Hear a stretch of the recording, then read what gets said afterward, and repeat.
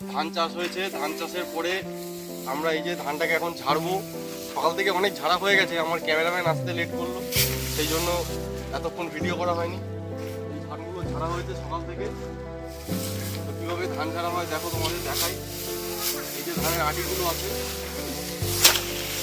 এই আটিগুলোকে এরকমভাবে নিতে হয়।